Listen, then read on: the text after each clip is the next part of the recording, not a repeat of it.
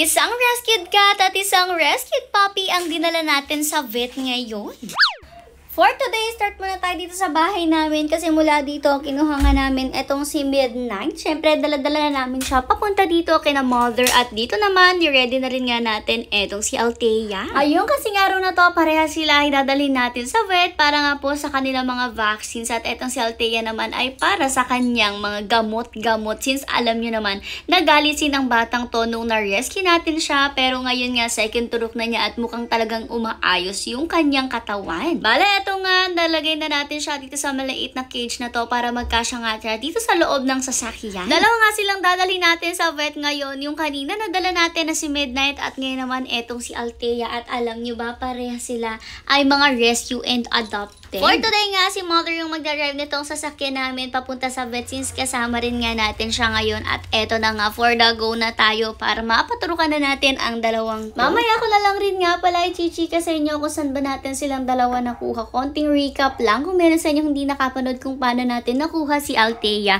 At syempre si Midnight, hindi nyo rin talaga alam kung saan ko siya nakuha since adopted ko po siya na cat. Anyways, malapit lang rin naman yung pinuntahan natin. Dito nga lang yan sa may Raimundo G Farm Veterinary Clinic and Grooming Center. Dito nga, pagbaba ni Mother dyan, ay bumaba na rin nga si Kuya Sermenio para kuhanin etong dalawa. Buti na lang nga, itong si Midnight, nasa bag lang siya para hindi na mahirap talaga yung pagdadala sa kanya. Medyo naliyo lang rin nga si Midnight sa biyahe since hindi naman talaga siya sanay na bumabiyahe ng ganito. Kaya naman talagang tulog lang siya at nakayuko habang nasa biyahe. Nung makarating nga kami dito, wala pa si Doc. Kaya naman chichika ko muna sa inyo kung saan ba namin nakuha ang dalawang to. Start tayo dito kay Poppy na si Althea at nakuha po natin siya nung nag-staycation tayo sa Althea's Resort. Kaya nga Althea na lang rin yung naipangalan natin sa kanya at siya nga po pala guys ay sabi ng mga staff ay itinapon. May nagtapon daw sa kanila doon sa may gilid pero dati daw is marami silang magkakapatid pero yung ibang mga kapatid niya po may nakakuha namin nakapag-adopt na tapos siya lang talaga yung natira at nagkaganito na rin nga yung itsura niya dahil pagala-gala siya sa streets. Kaya naman talaga naggalisin rin siya ng matindi at wala rin nga doon nagmamay-ari sa kanya. Kaya naman nung umuwi tayo ay sinama na natin siya sa atin at ipinagagamot nga natin siya ngayon. Dito naman tayo kay Midnight. Bale si Midnight po talaga pumupunta lang siya dito sa may apartment ko kung saan ako nakatira ngayon.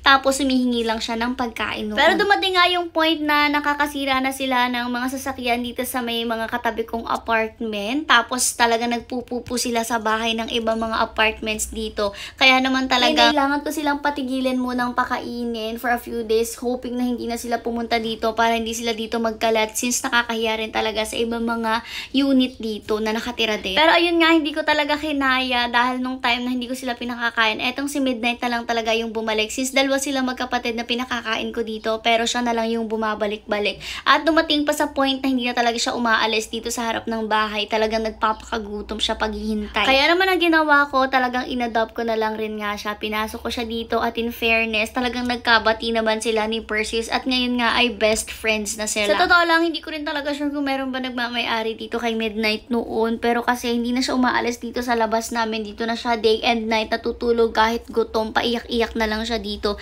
Kaya naman naisipan ko na kuhanin ko na lang siya. Since hindi nga siya pwede sa labas kasi doon talaga siya magpupupo sa mga kapitbahay. Tapos talagang ini-scratch nila yung upuan ng mga sasakyan ng mga kapitbahay. Yung mga e-bike, yung mga motor. Kaya naman sabi ko hindi talaga siya pwede sa labas. Anyways, dahil siya nga po ay inadopt ko, talagang hindi ko pa siya nagugupitan ng mga kuko at nalilinisan ng tenga. Kaya naman dito, inuna na siyang gupitan ng kuko. Tapos after no, nilinisan na rin nga siya ni kuya ng tenga. At grabe rin kadumi ang tenga ng batang to. Buti na lang nga talagang nilinisan siya dito. Kasi ang likot dito kapag nasa bahay, Diyos ko, hindi ko talaga malilinisan. Sabi ko nga kaya siguro mabait siya ngayon ay dahil nga po naliyo siya sa biyahe. Kasi usually talaga ang batang to napakakulit pero napakalambing rin naman. Anyways, habang wala nga pala si Doc, bukod nga sa pag-groom dito kay Midnight, ay kinuhanan na rin sila ng timbang at temperature. Kaya naman nung makarating si Doc dito, ayan, diretso turok na rin nga sa dalawa. Bali kay Midnight nga pala, dalawa yung ituturok sa kanya ngayon. Kung hindi ako nagkakamali, ay anti-rabies ang itinurok sa kanya at pati yung kanyang vaccine. At in fairness, very behavior naman siya during the process. After Midnight, dito naman na tayo kay Althea. Bali kay Althea nga po guys, ang tinuturok muna sa kanya is yung para sa galis niya. Nung makita nga siya ni Doc, ang sabi ni Doc ay talagang okay naman na daw yung kanyang skin natin, kumbaga malaki na yung changes mula nga po sa nung unang beses na dinala natin siya dito. Yung skin niya kasi noon mamula-mula talaga at may mga sugat-sugat, pero ngayon talagang okay na siya, healed na yung mga sugat at unti-unti na rin nga tumutubo yung mga balahibo niya. Sinong ko rin nga kanina sa inyo, bago pa siya dalhin dito sa vet, talagang may mga konting balahibo na siya sa balugbog. O, diba ang galing? Lumalabas na nga talaga yung true colors niya at parang yung kulay niya pala is may pagka-caramel. O, diba ang cute ng bata? Anyways, alam niyo naman na itong si Althea, hindi natin siya i-adopt talaga. Rescue lang natin siya.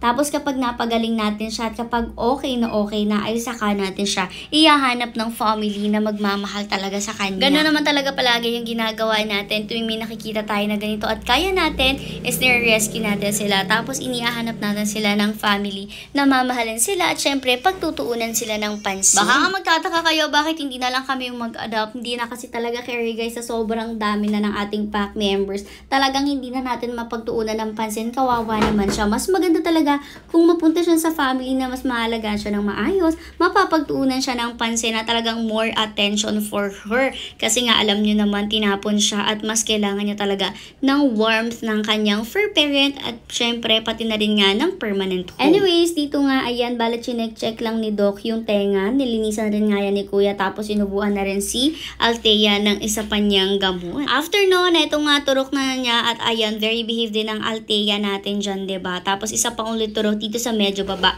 Yung una yata guys is para doon sa kanyang galis tapos yung pangalawa, ito naman daw yung kanyang anti-rabies. At ayun na nga, napaturokan na natin ang dalawa after 2 weeks ulit ang balik nitong si Althea para sa kanyang turok at feel ko after 2 weeks talagang maganda na yung batang. Wala na rin naman pala tayo ibang dinaanan at diretso uwi na rin nga natin itong si Althea.